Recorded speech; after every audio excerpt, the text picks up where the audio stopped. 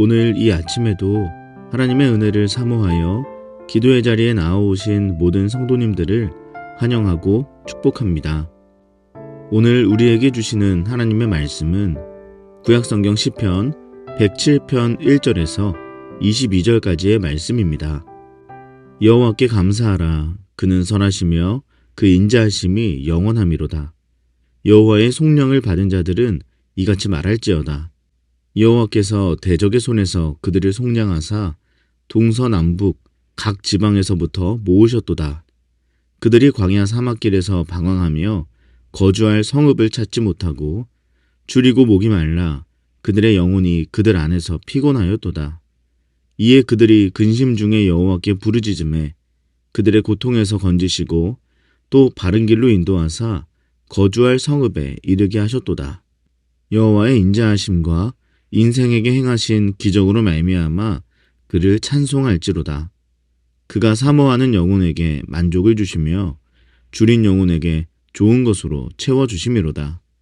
사람이 흑암과 사망의 그늘에 앉으며 곤고와 쇠사슬에 매임은 하나님의 말씀을 거역하며 지존자의 뜻을 멸시함이라. 그러므로 그가 고통을 주어 그들의 마음을 겸손하게 하셨으니 그들이 엎드려져도 돕는 자가 없었도다. 이에 그들이 그 환난 중에 여호와께 부르짖음에 그들의 고통에서 구원하시되 흑암과 사망의 그늘에서 인도하여 내시고 그들의 얼고맨 줄을 끊으셨도다. 여호와의 인자하심과 인생에게 행하신 기적으로 말미암아 그를 찬송할지로다. 그가 논문을 깨뜨리시며 쇠 빗장을 꺾으셨음이로다. 미련한 자들은 그들의 죄악의 길을 따르고 그들의 악을 범하기 때문에 고난을 받아 그들은 그들의 모든 음식물을 싫어하게 되어 사망의 문에 이르렀도다. 이에 그들이 그들의 고통 때문에 여호와께 부르짖음에 그가 그들의 고통에서 그들을 구원하시되 그가 그의 말씀을 보내어 그들을 고치시고 위험한 지경에서 건지시는도다. 여호와의 인자하심과 인생에게 행하신 기적으로 말미암아 그를 찬송할지로다. 감사제를 드리며 노래하여 그가 행하신 일을 선포할지로다. 아멘. 이 시대를 살아가는 우리 모두에게 스마트폰은 필수적인 도구가 되었습니다. 그런데 스마트폰이 아무리 최신 기종이라고 해도 데이터가 없으면 아무런 기능도 제대로 사용할 수가 없습니다. 전혀 무력한 상태가 되어버리죠. 스마트폰이라는 이름에 걸맞지 않게 전혀 스마트하지 않아집니다. 우리 인생도 이와 비슷한 면이 있지는 않은가요?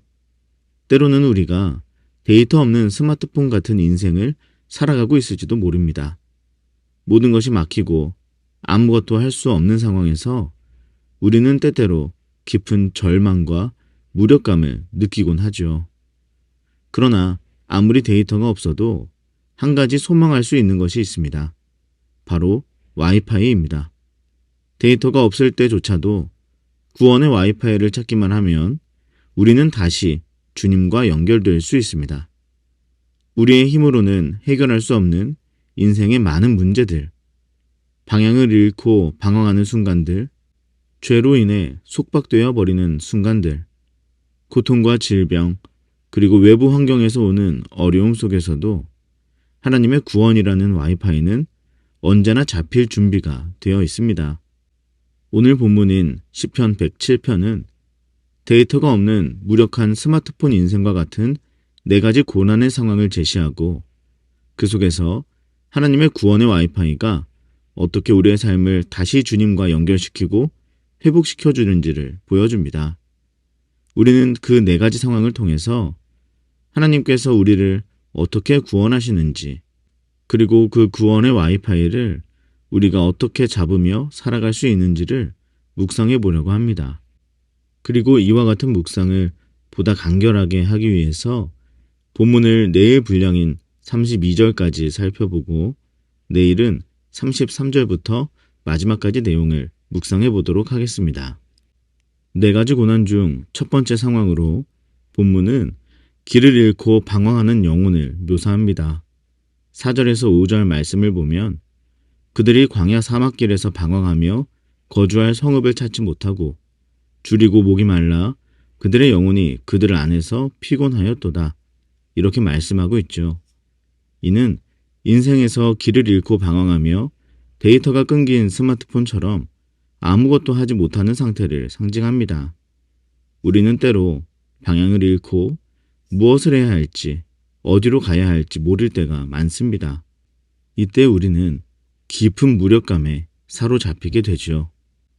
하지만 하나님은 6절과 7절에서 그들이 부르짖을 때 그들을 바른 길로 인도하사 거주할 성읍에 이르게 하셨다고 말씀하십니다. 이것이 바로 구원의 와이파이입니다. 하나님의 인도하심은 우리가 길을 잃고 헤매고 있을 때에 생명의 신호처럼 우리의 삶을 연결해 주십니다. 하나님은 우리가 방황할 때 바른 길로 인도하시고 우리가 찾아 헤매던 안식처로 이끌어 주십니다.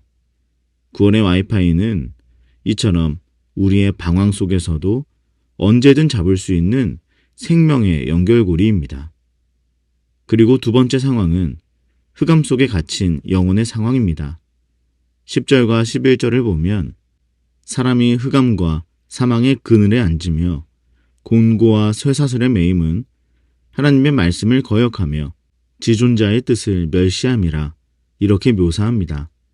이는 하나님의 말씀을 거역하고 죄에 빠진 자들이 영적 속박에 갇힌 상태를 보여줍니다. 우리의 죄와 불순종은 우리를 마치 데이터가 끊겨버린 스마트폰처럼 스스로는 외부 세계와 연결될 수 없는 상태로 만듭니다. 이 상태에서는 그 무엇도 제대로 작동하지 않습니다. 스스로는 결코 빠져나올 수 없는 속박에 갇혀버린 것입니다. 그러나 13절과 14절을 보면 그들이 부르짖었을 때 하나님께서 그들을 흑암과 사망의 그늘에서 구원하시고 그들의 얽어맨 줄을 끊으셨다고 말합니다. 이것이 바로 구원의 와이파이입니다. 하나님은 우리가 속박된 상태에서도 해방의 신호를 보내십니다. 우리의 힘으로는 끊을 수 없는 죄의 사슬을 하나님께서 끊으시고 우리를 자유롭게 해주시는 것입니다. 우리의 영혼이 어둠 속에 묶여 있을지라도 한 가지 신호는 여전히 효력 있음을 기억하십시오. 하나님의 구원의 와이파이는 어떠한 죄의 속박 아래에서도 언제든 잡힐 수 있습니다. 이어서 세 번째 상황은 영육 간의 고난을 겪는 자들의 모습입니다. 17절과 18절을 보면 미련한 자들은 그들의 죄악의 길을 따르고 그들의 악을 범하기 때문에 고난을 받아 그들은 그들의 모든 음식물을 싫어하게 되어 사망의 문에 이르렀도다. 이렇게 말씀합니다. 이는 영육 간의 질병과 고통을 상징하죠. 우리의 몸과 마음이 아프고 병들 때 그때도 역시 우리는 데이터가 없는 스마트폰처럼 아무것도 할 수 없는 상태에 빠집니다. 영육 간의 고통들은 우리를 고통스럽고 무기력하게 만들죠. 그러나 19절과 20절을 보면 하나님은 그들이 부르짖을 때 말씀을 보내어 그들을 고치시고 구원하셨습니다. 이것이 바로 구원의 와이파이입니다. 하나님의 말씀은 치유의 신호인 것입니다. 하나님은 그의 말씀을 통해 우리의 영혼을 회복시키시고 치유와 회복의 능력으로 우리를 다시 살게 하십니다. 그런데 우리는 간혹 우리 영혼이 길을 잃고 방황하거나 죄의 문제로 속박당했을 때에는 주님이 그것을 해결할 힘을 주신다고는 생각하면서도 영육 간의 현실적인 아픔들에 대해서는 생각보다 주님을 의지하지 않는 경우가 참 많습니다. 세상의 지혜와 나의 방법들을 하나님보다도 더 신뢰하며 우선적으로 선택하는 경우가 많죠. 그러나 우리 영혼의 방황이나 죄의 속박을 깨고 우리를 살게 하실 수 있는 분이라면 영육 간의 현실적인 문제 역시 주님이 해결할 수 있다는 믿음을 우리는 잃어버리지 말아야 합니다.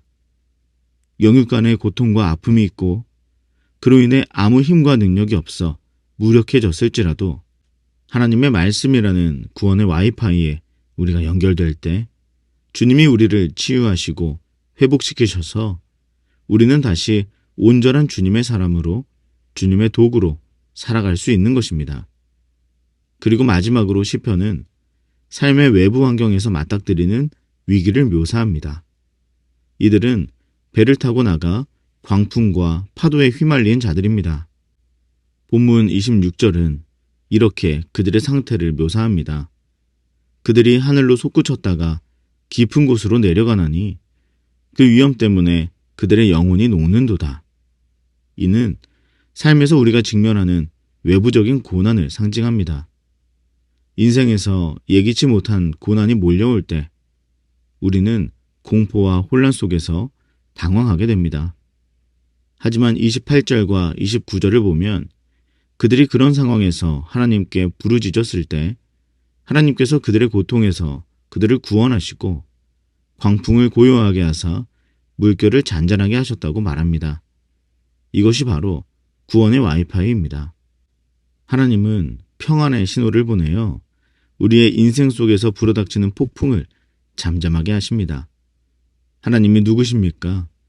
이 모든 풍랑을 일으키시기도 하며 잠잠하게도 하시며 꾸짖기까지 하시는 만물의 주인, 온 세상의 주권자이십니다. 그런 하나님께서는 우리가 하나님을 우리의 주권자로 인정하고 하나님께 부르짖을 때 우리를 안전한 항구로 인도하시고 어떠한 외부의 고난과 위기 속에서도 평안을 허락해 주실 것입니다. 그러니 데이터가 없다면 와이파이를 활성화하십시오. 그럼 그 즉시 하나님의 구원의 와이파이가 우리에게 연결되어 그 힘과 능력으로 우리를 본래 지으심에 걸맞게 살아갈 수 있도록 은혜를 주실 것입니다. 사랑하는 여러분, 지금까지 살펴본 것처럼 우리의 인생은 때로 데이터가 없는 스마트폰처럼 무력한 상태에 빠질 때가 있습니다. 우리는 방황하고 속박에 묶이며 영육 간의 고통과 아픔을 겪고 외부에서부터 닥치는 위기를 맞이하죠. 그럴 때 우리는 스스로 아무것도 할 수 없다는 깊은 무력함에 빠져듭니다. 마치 데이터가 없는 스마트폰이 배터리가 있어서 작동은 하더라도 인터넷 연결이 되지 않아 아무 일도 할 수 없듯이 말입니다.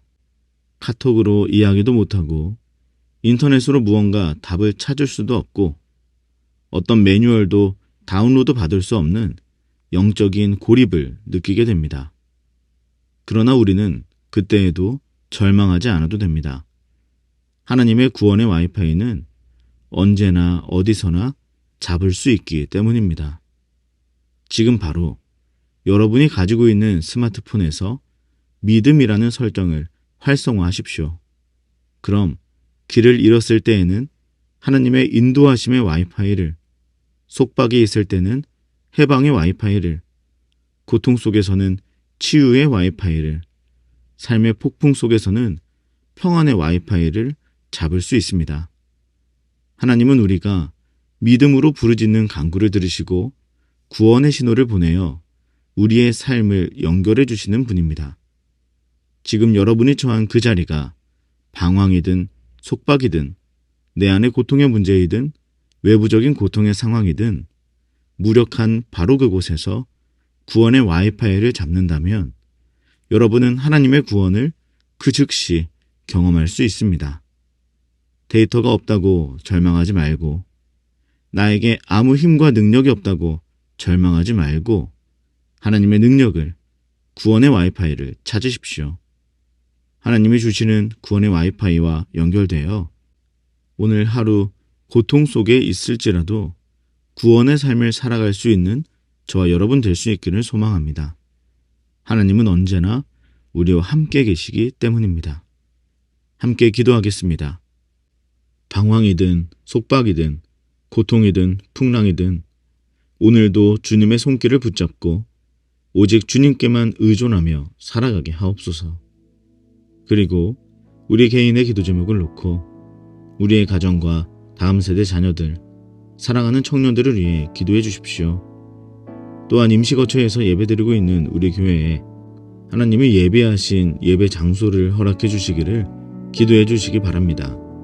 마지막으로 나라와 민족과 온 열방에 하나님 나라가 세워지기를 한마음과 한뜻으로 기도하며 나아가겠습니다. 함께 기도하겠습니다.